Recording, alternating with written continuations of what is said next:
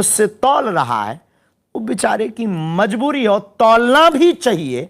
बड़ों के सहारे से ही छोटे लोग अपनी इज्जत बचाते, उनका धर्म परिवर्तन करा देते हैं। पहली बात तो हम धर्म परिवर्तन नहीं कराते, दूसरी बात हम कोई अंधविश्वास नहीं फैलाते हैं।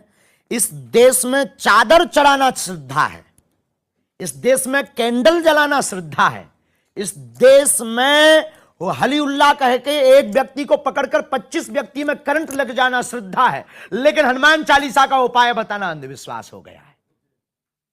अद्भुत देश है ये जय श्री राम, जय बागेश्वर धाम। पूज्य गुरुदेव जी महाराज जी ने कह दिया, जो भी कह रहे हैं हनुमान चालीसा को काल्पनिक, तो वह हो जाए कहने वाले सतर्क। क्योंकि बागेश्वर धाम सरकार गुरुदेव जी महाराज जी ने जब एक एक पन्ने का इतिहास बोला तो सभी रह गए मुंह में उंगली दबा के। क्योंकि जब हनुमान चालीसा काल्पनिक हो सकता है, कहने का अर्थ है, तो आपका भी जो कैंडल जलाते हैं वो अंधविश्वास नहीं है, या फिर जो कुछ भी करते हैं और अन्य जो, तो उसको अंधविश्वास नहीं कह सकते। और गुरुदेव जी महाराज जी ने यह तक कहा है कि साक्षात्कार परमात्मा परमेश्वर को ही आप अंधविश्वास कह रहे हैं, तो आप हो जाइए सतर्क। वीडियो के एंड तक बने रहे, संपूर्ण जानकारी दूंगा कि आखिर वह कौन लोग हैं जो कह रहे हैं हनुमान चालीसा को काल्पनिक। क्योंकि बागेश्वर धाम सरकार गुरुदेव जी महाराज जी दिव्य दरबार लगाते हैं, जिसमें वह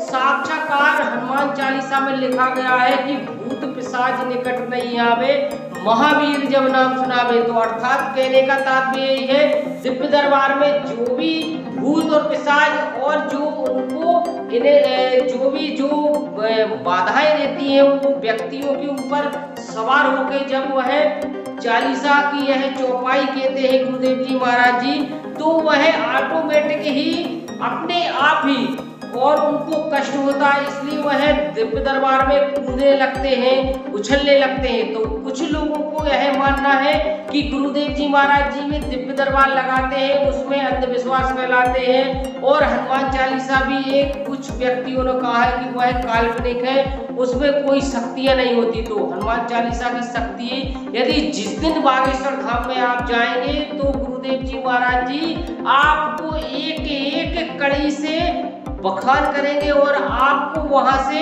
ही हाथ जोड़कर वापस आना पड़ेगा। क्योंकि साक्षात्कार बालाजी सरकार विराजमान है बागेश्वर धाम में, और गुरुदेव जी महाराज जी का भी कहना है कि ना मैं कोई अंधविश्वास फैलाता हूँ, ना ही कोई ढोंग विद्या मेरे पास है, परंतु जब जैसे ही नाम चलता है तो उससे पहले बदनाम करने वाले लाखों व्यक्ति हो जाते हैं। तो अर्थात गुरुदेव जी महाराज जी ने जब एक एक कड़ी से सबको वह इंटरव्यू में बोला, तो तालियों की गड़गड़ाहट से पूरा वहां का स्टूडियो गूंज पड़ा। क्योंकि बागेश्वर धाम सरकार गुरुदेव जी महाराज जी हमेशा ही इतने क्रोधित में बोलते हैं, क्योंकि जब भी उनकी बालाजी सरकार पर कोई भी ऐसे लांछन लगाता है तो वो नहीं सहते और ना ही वह किसी की सुनते हैं। तो मैं आपको बता दूं, यदि वीडियो आपको अच्छी लगी तो वीडियो को लाइक शेयर और कमेंट करें। इसी के साथ जय श्री राम, जय बागेश्वर।